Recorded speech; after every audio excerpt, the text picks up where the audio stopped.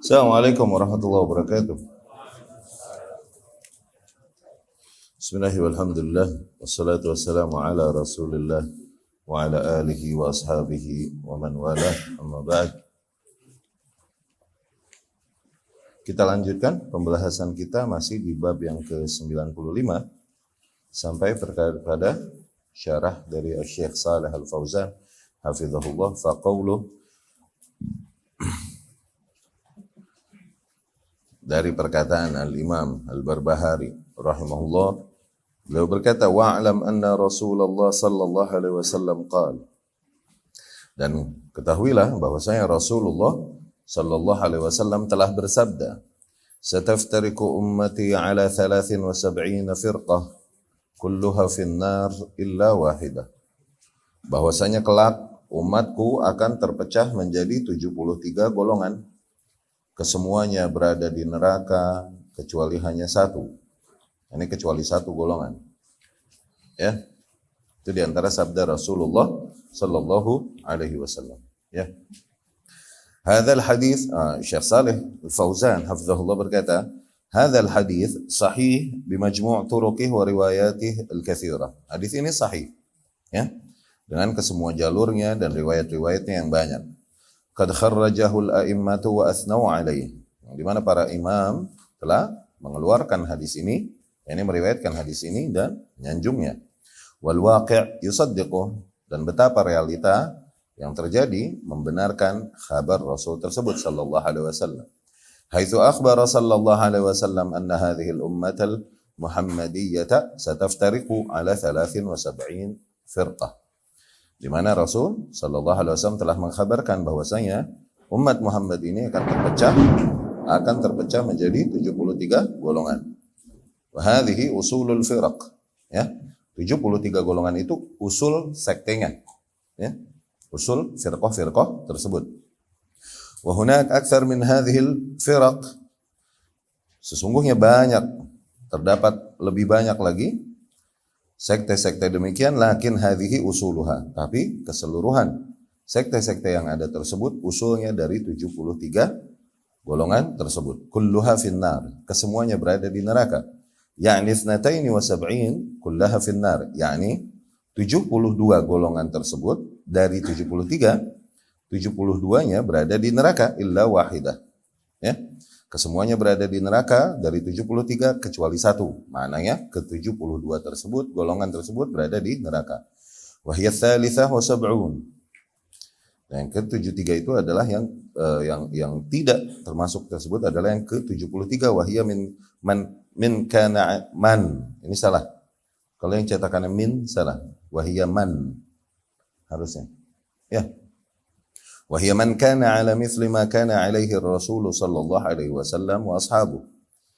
Kelompok yang satu tersebut adalah mereka yang berada di atas metode yang sama sebagaimana Rasulullah sallallahu alaihi wasallam dan para sahabatnya, yakni di dalam beragama, ya, yakni di dalam beragama. Ya. Fahadhihi najiyatun minan nar. Nah, kelompok inilah yang terselamatkan dari neraka. Maka di antara penamaan Ahlus Sunnah adalah Al-Firqah An-Najiyah. Dari mana? Dari hadis ini, yang 73 golongan ini. Ya. Walidha tusamma al-firqatu an-najiyah. Maka dari situ kelompok tersebut dinamakan kelompok yang terselamatkan. Wa yusammun Ahlus Sunnah wal Jamaah. Dan wa yusammuna Ahlus Sunnah wal Jamaah. Kelompok tersebut juga dinamai Ahlus Sunnah wal Jamaah. Wa ma'adahum fahum mukhalifun. Maka selain yang kelompok tersebut, terhitungnya mereka adalah orang yang penyelisih, orang yang menyelisihi jalan yang hak, yang dibilang ahlul khilaf. Ahlul khilaf yakni kelompok-kelompok selain kelompok Ahlus Sunnah, dibilang ahlul khilaf, ya. Dengan penamaan-penamaan yang dibilang mereka ahlul bid'ah dikarenakan kebid'ahan yang ada pada mereka. Dibilang mereka ahlul hawa dikarenakan ahlul hawa adalah ahlul bid'ah, ya. Dan kemudian dibilang juga mereka ahlu syubhat karena bid'ah-bid'ah mereka tersebut berangkat dari syubhat-syubhat. Jadi pokoknya selain satu kelompok tersebut, ya, selain satu kelompok tersebut. Mukhalifun, mutawa'aduna bin nar. Mereka terancam neraka. Faminhum man yadkhulun nar li kufri, di antara 72 kelompok tersebut Ada di antara mereka yang masuk neraka karena kekufurannya. Wa minhum man yadkhulun nar li fisqih. Ada di antara mereka yang masuk neraka karena kefasikannya. Wa minhum man yadkhulun nar li ma'siyatih. Di antara mereka ada yang masuk neraka dikarenakan maksiatnya. Laisu sawa'an fi dukhulihimun nar. Tidaklah mereka sama dalam sebab-sebabnya mereka masuk neraka. Fala yu'khadz min hadzal hadits anna hadhil firaq kullaha kafirah. Maka tidak juga dengan hadis ini kita menghukumi bahwa saya firqah-firqah ini semua menjadi kafir. Tidak demikian, ya. Karena asalnya adalah Rasul bilang sallallahu alaihi wasallam ummati sataftariqu ummati. Umatku akan ya berarti however mereka ahli bidah masih umat Rasul sallallahu alaihi wasallam. Tuh, begitu memaknainya, ya. Jadi mereka umat Islam, umat Rasul sallallahu alaihi wasallam. Ini asalnya.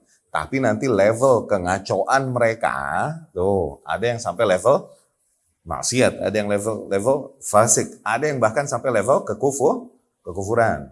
Ya, dari sekte-sekte kayak Sufi. Ya kan?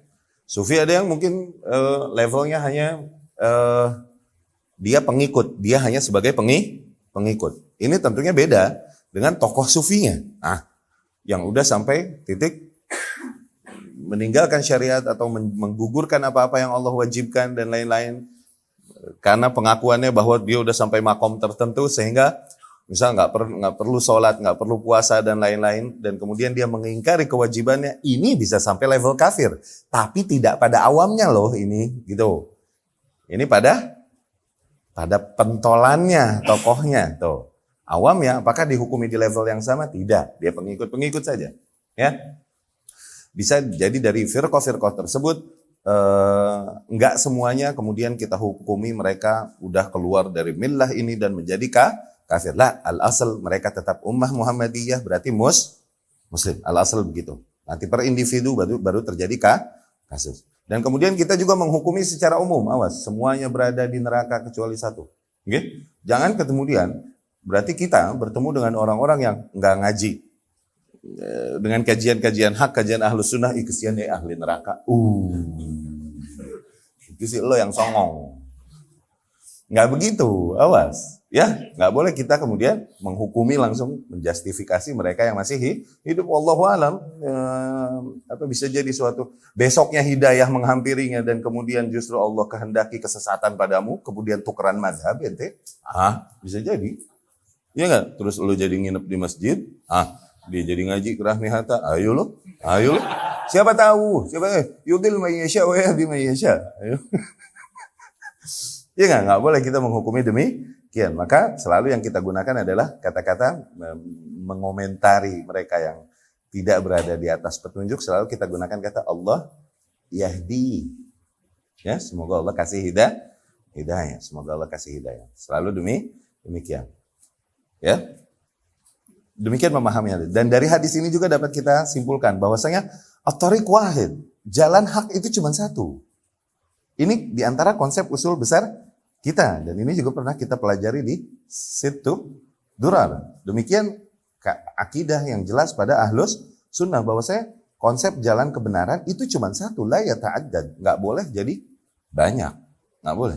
Ya, berbeda dengan apa yang umum disampaikan, digaungkan, dijargonkan di antara manusia bahwasanya ya perbedaan ini adalah bentuk rahmat dan kemudian ini adalah di antara bentuk spesialnya syariat Islam di mana kelompoknya berbeda-beda dalam mengamalkan syariatnya dan nggak boleh. Ini mindset yang keliru, salah. Jalan kebenaran hanya satu. Kalau nggak jalan itu maka salah. Ya, qad tabayyana ar-rusydu minal ghayy. Udah jelas jalan yang lurus mana, jalan yang menyimpang mana. Pilihannya cuma dua. Kalau nggak lempeng belok udah. Nggak ada jalan setengah-setengah. Ya, jadi jalan hak hanya satu. Maka berarti jangan baper ketika kita mesti mengatakan bahwa salah satu pendapat, salah satu kelompok mesti mereka batil dan salah. Nah, jangan baper di dalam beragama. Kembali kepada kaidah-kaidahnya. Dalam menyalahkan, dalam mengelirukan dan lain-lain dilihat ya dari qawaid dan dhawabit yang kita pelajari selama ini. Apakah mereka betul salah? Apakah mereka meyakini sebuah keyakinan yang bertentangan dengan ijma yang menjadi usul akidah Ahlus Sunnah? Tuh, kalau iya begitu, mau sebesar apapun jasanya, mau sebesar apapun pengikutnya, kita bilang salah ya salah. Sportif, ya kan? Nah kemudian yang ternyata sesuai dengan ijma dan usul akidah Ahlus Sunnah, jumlahnya hanya sedikit, tapi mereka benar, ya benar udah. Emang kudu sedikit. Ya, dari situ jadinya ghuraba. Nah mindset demikian keliru, mindset bahwasanya jalan kebenaran ada banyak dan lain-lain. Lah. Justru akidah Ahlus Sunnah tidak menekankan demikian. Thariqul haq wahid, jalan kebenaran hanya satu. Berarti selain jalan itu salah. Ya, tinggal siap hatimu mana yang lebih mau kau ikuti, kaidah-kaidah kebenaran itu atau perasaanmu dan ikatan-ikatan emosionalmu dengan lingkungan sosialmu. Nah, ini seringkali kalah manusia menghadapi hal demikian. Karena seringkali orang-orang yang kita cintai, orang-orang yang kita agungkan ternyata, loh kok di atas usul akidah yang berbeda dengan kita ternyata. Tuh, di situ diuji mana kebenaran yang kau mau ikuti adalah mana yang mau kau ikuti. Apa yang telah kau pelajari dari ilmu selama ini, hak, atau arus yang ada yang selama ini kau berada di dalamnya, atau ridho manusia yang selama ini kau kejar. Mana yang kau mau ikuti? Di situ suruh pilih itu kita. Diujilah seseorang di situ. Ya. Jadi sekali lagi, thariqul haq wahid. Ini disimpulkan dari makna-makna hadis demikian dan juga dari ayat-ayat Allah Subhanahu wa taala. Ya. Qauluhu wa hiyal jamaah. Nah, yang satu kelompok itu adalah al-jamaah. Ya. Al-jamaah man kana 'alal haq. Yang dimaksud dengan jamaah adalah mereka yang berada di atas hak. Walau kana wahidan, kalaupun ia bersendirian. Sekali lagi, sering kita ulang-ulang. Patokan jamaah tidak pada jumlah. Ya, it's not about the number of followers. Ini bukan tentang jumlah pengikut, enggak. Kita berbicara tentang esensi keyakinan yang kita berada di atasnya, bukan jumlah pengikutnya. Itu yang dibilang jamaah. Ketika sebuah kelompok begitu banyak, kompakan luar biasa, oke?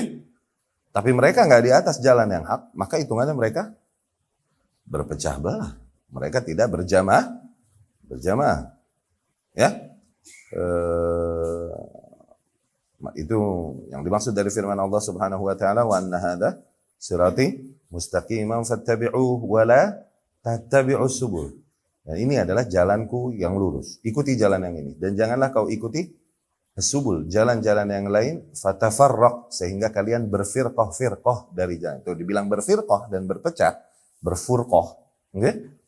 Berpecah-pecah adalah ketika meninggalkan jalan yang satu tersebut, yaitu jalan yang lurus, yang datang dari Allah melalui Rasulnya Sallallahu Alaihi Wasallam. Walau kan wahidan, hadha huwal jamaah. Kalaupun dia bersendirian, itu dia yang jamaah.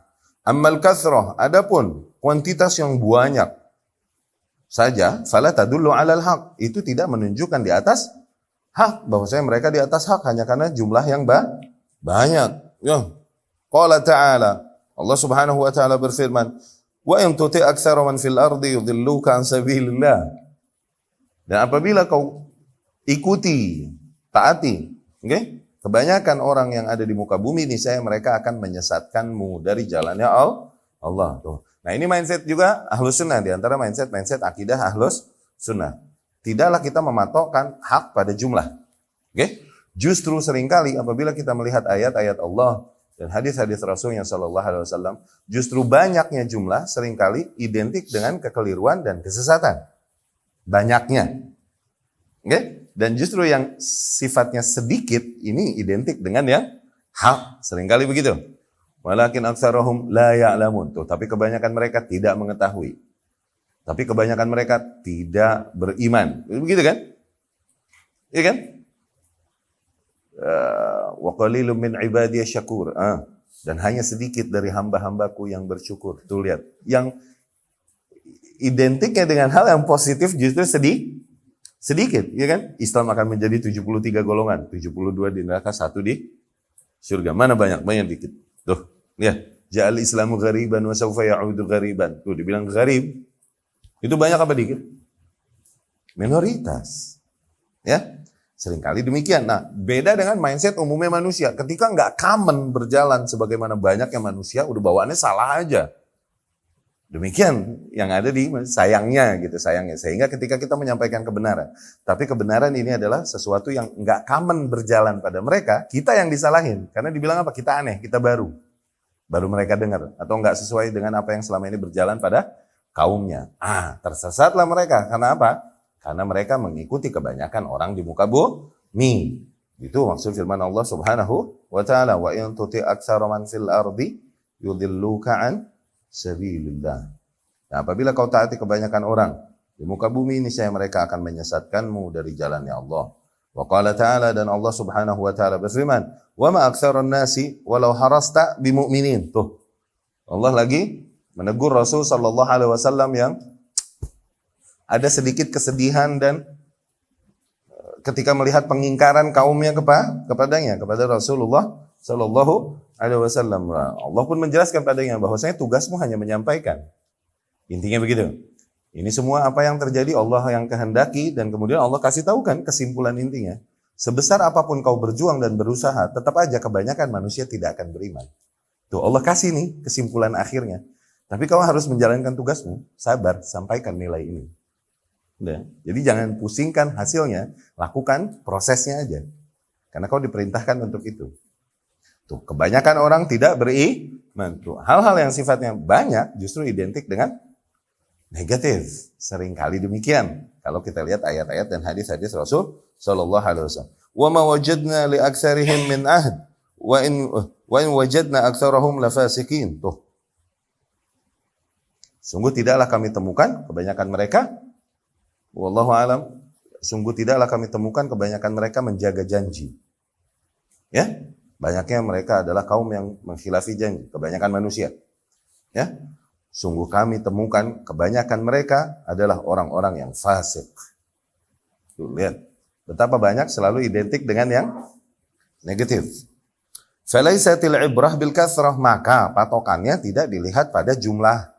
Al-ibrah biman kana 'alal haq walau kanu qalilin. Ya? Nilai yang menjadi patokan adalah siapa mereka yang berada di atas jalan yang hak, kalaupun jumlahnya sedikit. Walau kana wahidan fahuwal jamaah. Andai saja ia bersendiri, maka ialah yang jamaah. Sebagaimana Ibnu Mas'ud radhiyallahu anhu setelah menyampaikan hadis Rasul sallallahu alaihi wasallam di mana Rasul menggambarkan jalan yang berpecah itu, kemudian Ibnu Mas'ud pun radhiyallahu anhu berkata, "Antal jamaah wa in kunta wahdak." Engkaulah yang jamaah kalaupun engkau bersendirian, ya. Qauluhu, sabda Rasul sallallahu alaihi wasallam, qila man hum ya Rasulullah? Siapa mereka itu ya Rasulullah? Siapa al-jamaah itu? Qala ma ana alaihi al-yawma wa ashabi. Yaitu mereka yang berada di atas, ya, konsep yang sama, nilai yang sama denganku dan para sahabatku pada hari ini. Ya. Yani mereka yang metode beragamanya sama, sebagaimana metode beragama ala Rasulullah sallallahu alaihi wasallam dan para sahabat sebagai salafus saleh. Mereka hanya mau berakidah sebagaimana akidah yang datang dari Rasul dan para sahabat. Hanya mau beribadah sebagaimana ibadah yang datang dari Rasulullah sallallahu alaihi wasallam dan para sahabat. Dari sinilah kita mengambil konsep ini.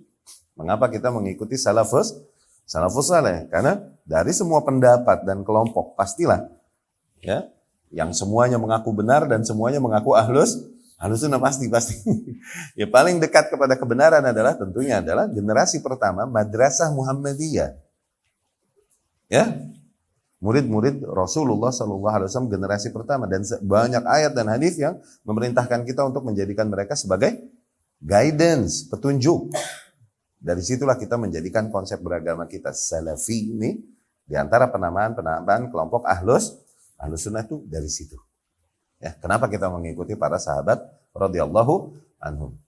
Apakah maknanya kita taklid kepada salah satu sahabat tanpa yang lain? Loh, enggak begitu. Tapi kita mengikuti sahabat secara keseluruhan. Karena apa? Hak enggak bakalan keluar dari antara mereka. Kalaupun ada perbedaan pendapat di antara sahabat, ada perbedaan pendapat. Tapi mesti kebenaran tidak keluar dari antara mereka.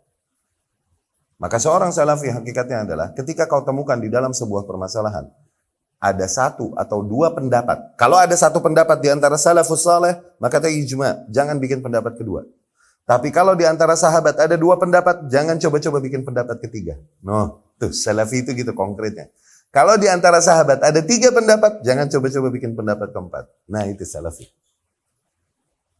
Ya, selalu melihat apa yang keterangan yang datang dari para sahabat Rasul sallallahu para kaum salafus saleh. Ya, sahabat Rasulullah sallallahu alaihi wasallam. Hadza huwa tariq as-sahih, itulah jalan yang benar tuh, metode beragama yang benar. Man kana ala ma alaihi Rasul sallallahu alaihi wasallam, yaitu mereka yang berada di atas nilai yang dimana Rasul berada di atasnya, jalan yang di atas Rasul berada di atasnya, juga para sahabatnya. Fahuwal jamaah, itulah yang disebut al jamaah. Ya, alhamdulillah kita telah bereskan dari bab 95 ini. Ya. Dan itulah jalan keselamatan satu-satunya. Itulah jalan keselamatan satu-satunya.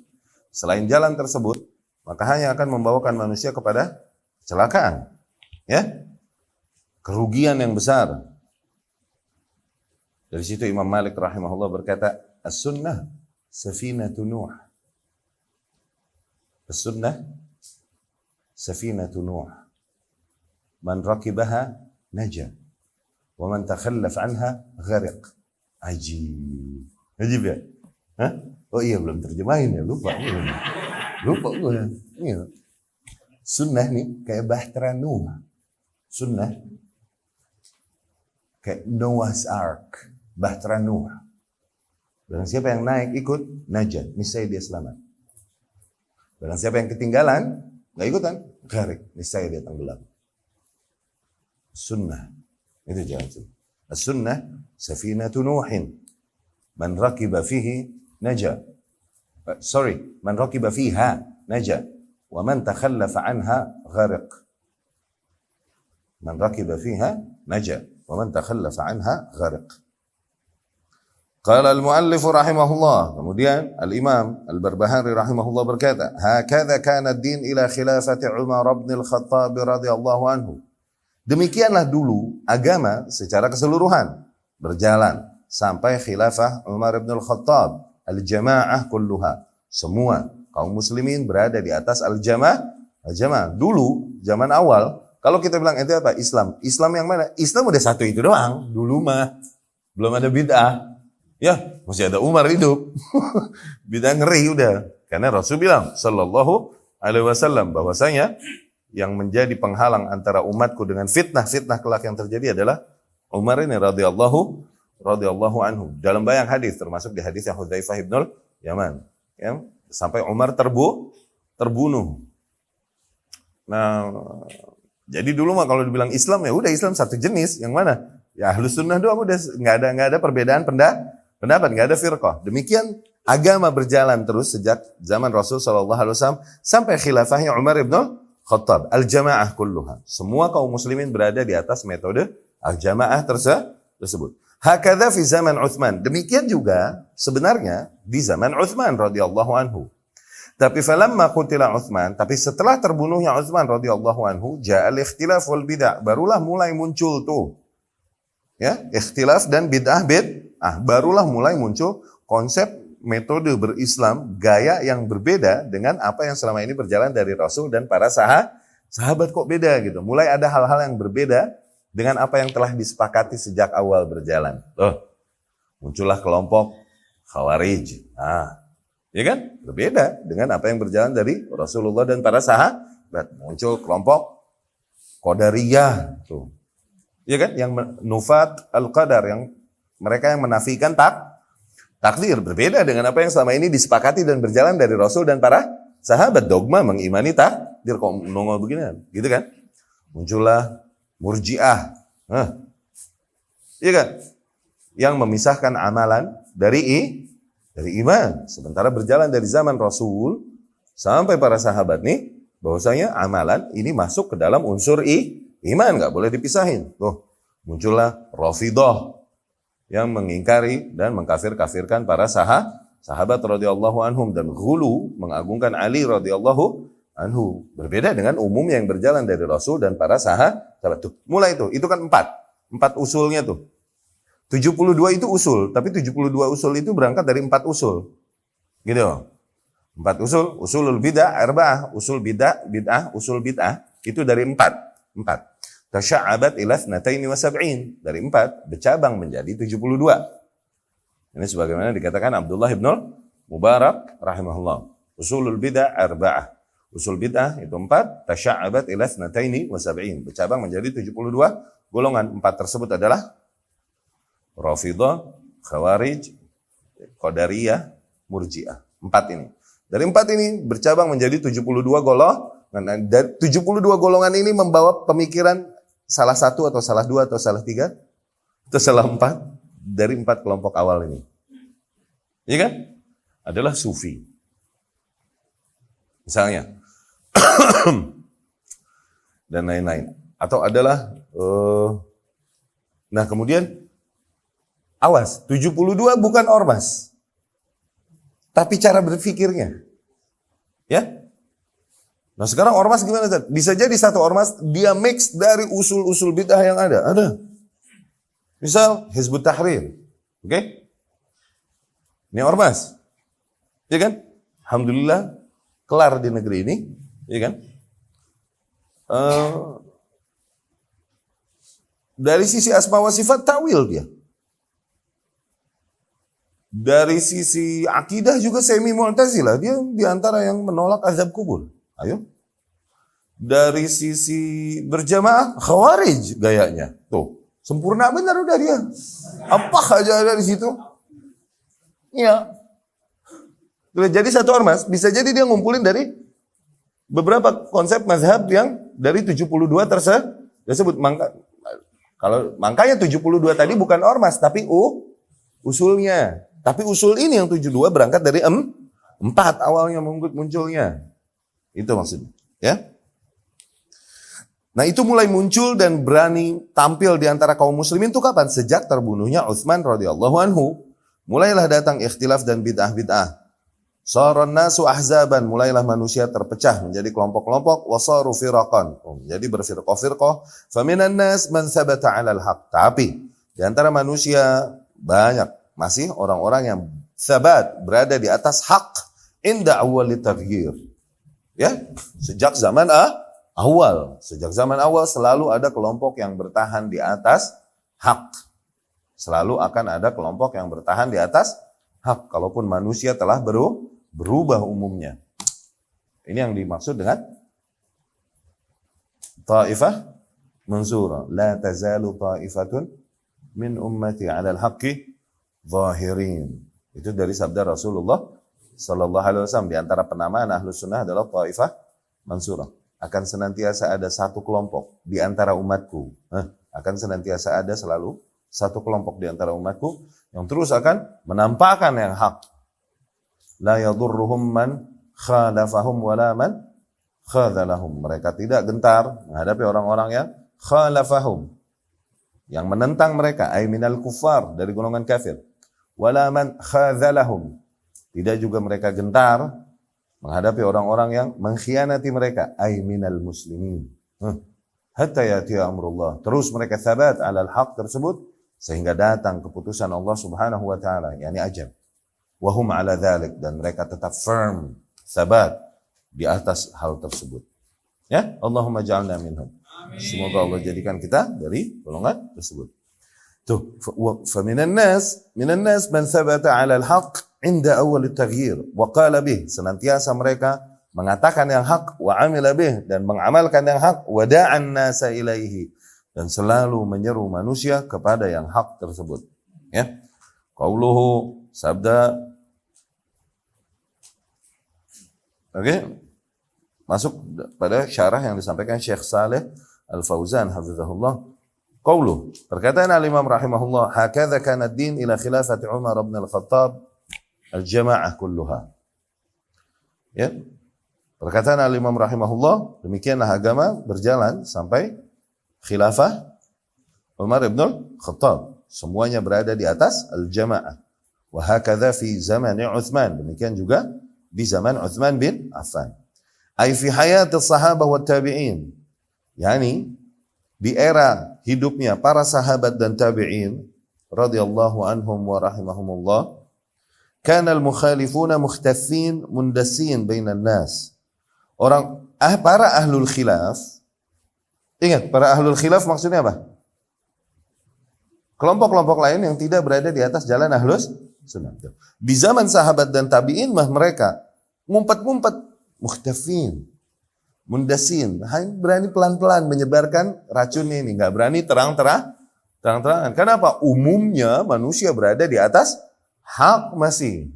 Mungkin hak masih lebih dominan pada masa tersebut. Jamaah masih lebih dominan. Nah, semakin kesininya, yang jamaahnya semakin menipis, semakin sedikit, justru yang ahlul khilafnya semakin dominan. Semakin jauh dari zaman Rasul sallallahu alaihi wasallam. Tapi di zaman sahabat sama tabi'in, para ahlul khilaf tadi, mereka bersembunyi. Mereka menyebarkan mundasin bainan nasi kal qadariyah wa ghairihim. Ya. Mereka menyebarkan idenya di antara manusia diam-diam, seperti kelompok Qadariyah dan lain-lain. Wa dzalika liquwwatil Islam, dikarenakan kuatnya Islam pada masa itu dan kuatnya kaum muslimin. Ila andasal yahudu rajulan yahudiyan minal Yaman, sampai di suatu waktu ya, Yahudi memasukkan, yakni mereka melakukan propaganda, memasukkan seseorang dari golongan Yahudi dari negeri Yaman aslinya. Yuqalu lahu Ibnu Sauda, Abdullah Ibnu Saba al-Yahudi. Namanya Ibnu Sauda atau Abdullah Ibnu Saba al-Yahudi. Dia nih. Faja'a ila al-Madinah. Dia datang ke Madinah. Azhara al-Islam fi khilafati Uthman radhiyallahu anhu. Ia menampakkan keislaman di era Uthman radhiyallahu anhu. Wa ja'ala yasubbu Uthman fil majalis. Tapi terus ia mengkritisi dan mencela-cela Uthman di tempat berkumpulnya manusia. Li'annahu da'al Islam khud'atan. Dikarenakan dari awal memang dia ngaku-ngaku Islam tuh bohongan. Yani munafik. Nifaq kubro apa sugro? Kubro. Ya kan? Azharul Islam wa abtanal kufro. Jadi nifaknya nifak kubro. Ini yang dibilang fid darkil asfal minan nar. Mereka berada di keraknya api neraka. Ya, karena nifaknya nifak kubro. Ini lebih berbahaya dari kafir bahkan. Ya. Menampakkan keislaman tapi menyembunyikan kekufuran.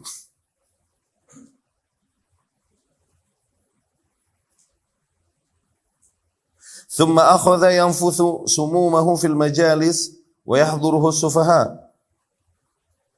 Nah, kemudian ia menyebarkan racunnya tersebut. Oke? Ide-ide menyimpangnya di tempat-tempat majelis. Majelis ini tempat-tempat majelis, tempat-tempat berkumpulnya manusia. Yang dimana tempat-tempat tersebut dihadiri oleh para sufaha, orang-orang bodoh, orang-orang yang nggak punya cukup usul basic agama yang kuat sehingga mudah sekali terprovokasi. Wal awghad wal juhal, ya. Wa ba'dun nas atau katsirun minan nas yahwauna as-sabba wal qil wal qal. Sebagian manusia atau kebanyakan manusia mereka lebih condong untuk mencela-cela atau lebih condong untuk mengikuti qil wal qal, hoax. Hoax ini senjata dari zaman dulu untuk merubah dan menggerakkan massa atau menggerakkan massa supaya melawan penguasanya. Dari zaman dulu, senjata paling efektif apa? Pakai hoax. Bikin berita-berita yang mewariskan, memupuk kebencian pada masyarakat kepada penguasanya. Paling gampang udah, hoax tuh. Ya, qil wal qal itu, isu dan lain-lain tuh, itu paling gampang. Demikian yang dilakukan Yahudi dari zaman ke zaman. Demikian mereka merusak agama Nasrani dari kemurniannya menjadi agama Nasrani yang kita lihat sekarang dengan apa? Dengan hoax, dengan kedustaan yang dibuat-buat, yang mereka buat. Dan kemudian juga mereka mencoba merusak Islam dengan apa? Dengan hoax, ya. Dan hoax ini lebih efektif dan lebih mudah tersebar lagi dengan adanya apa? Dengan adanya medsos, dunia maya yang masih sepupu dari dunia gaib. Ya. Itu hoax begitu mudah menyebar. Ya. Begitu mudah sampai kepada telinga manusia. Nggak usah lagi nunggu majelis. Manusia di dalam rumah pun bisa kena hoax. Nggak usah nunggu mereka ke tempat-tempat ngumpul kayak zaman dulu. Oke, mesti datengin ke nadi tempat ngumpul. Sekarang manusia santai di rumahnya, di kamarnya santai, dia baca berita, udah kena hoax. Bisa dengan mudah kena hoax. Ya, ma'adzallah.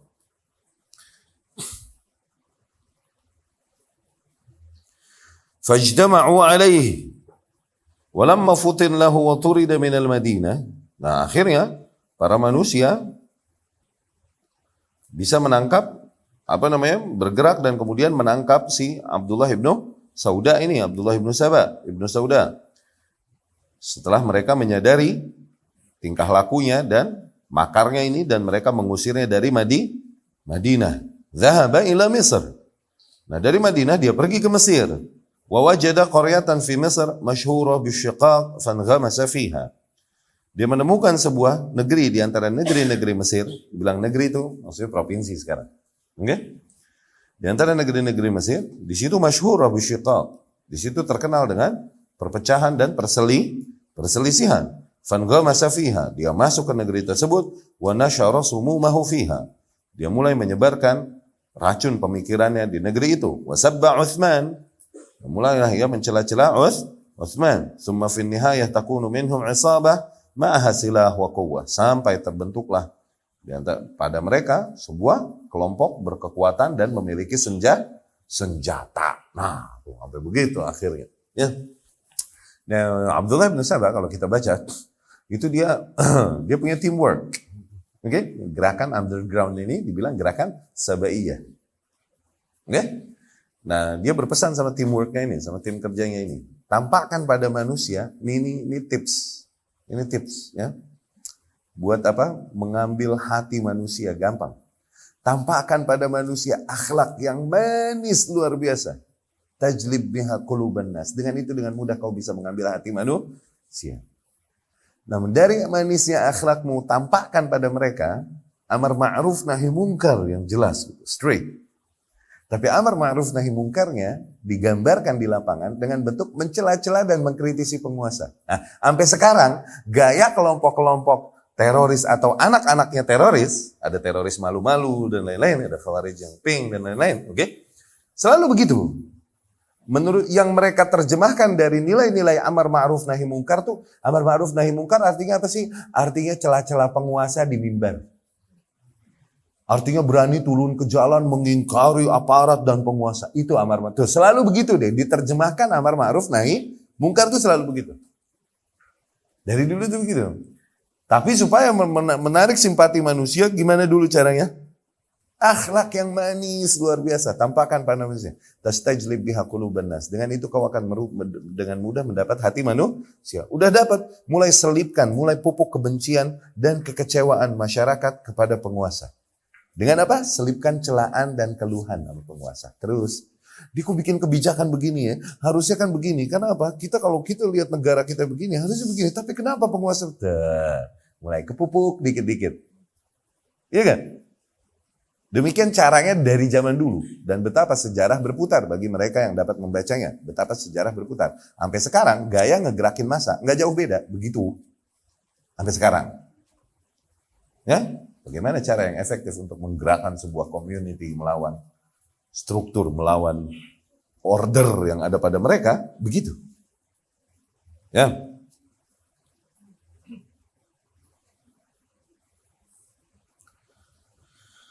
Sehingga terbentuklah pada mereka sebuah kesatuan, oke, yang bahkan memiliki kekuatan dan senjata atau udah mulai menjadi kelompok bersenjata nih.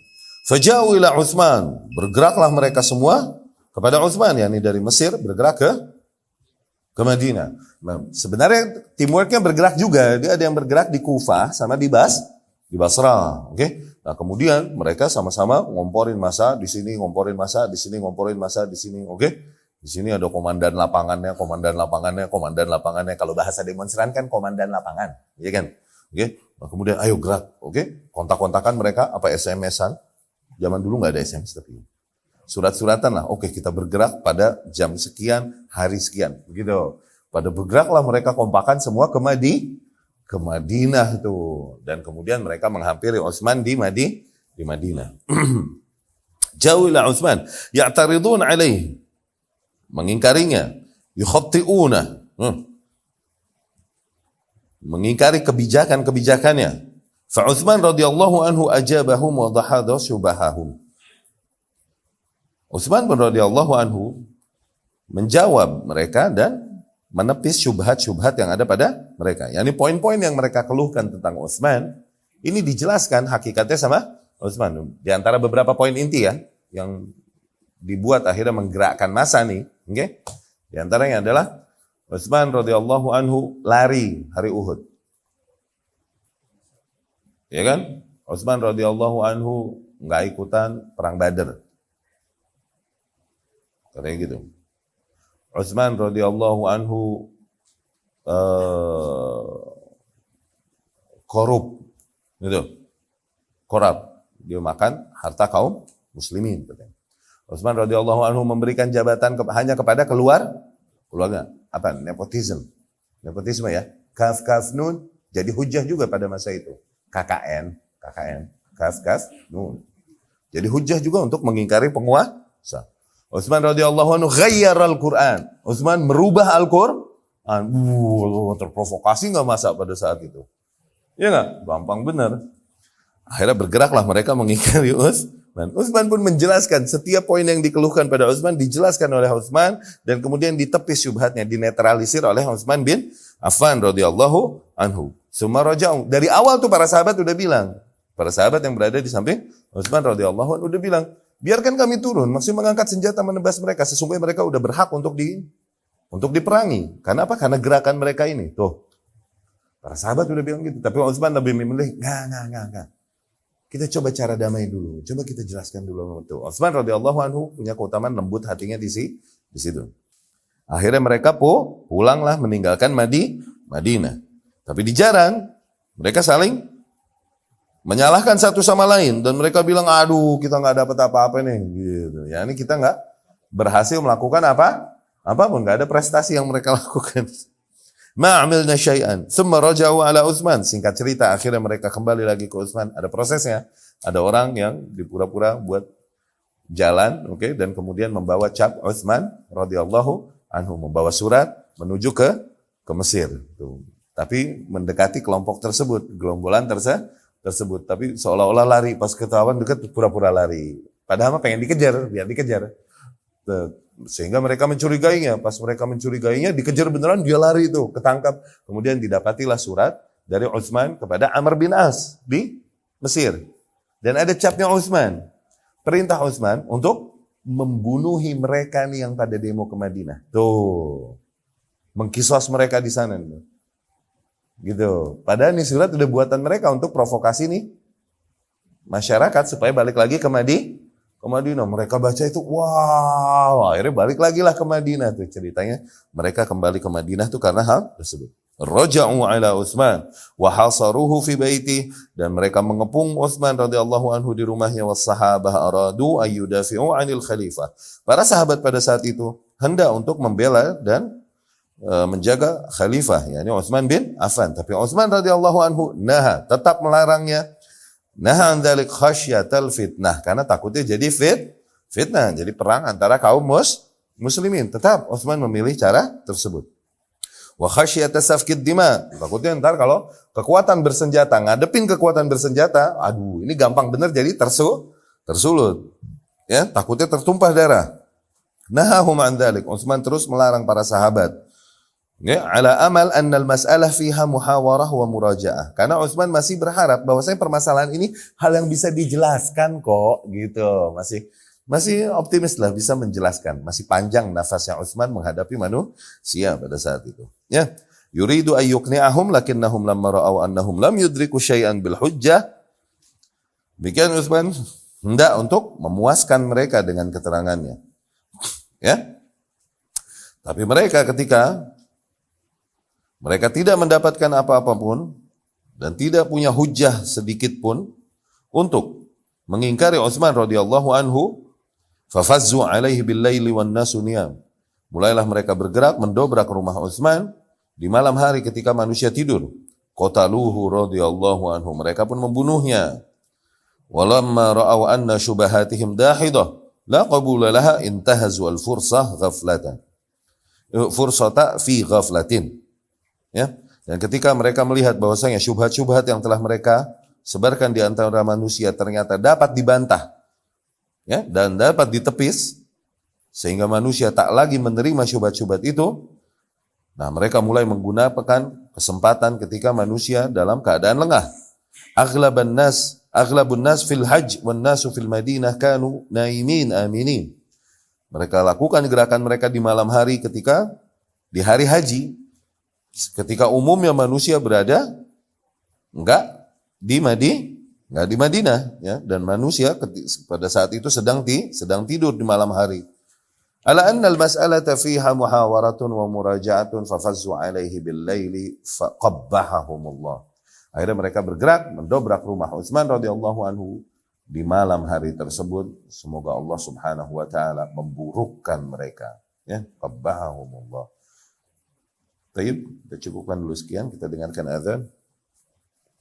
Selanjutnya kita masih di bab ini, masih di syarah dari Syekh Shalih Al-Fauzan, hafizahullah. Pertemuan yang akan datang. Aku qouli hadza wa astaghfirullah li wa lakum.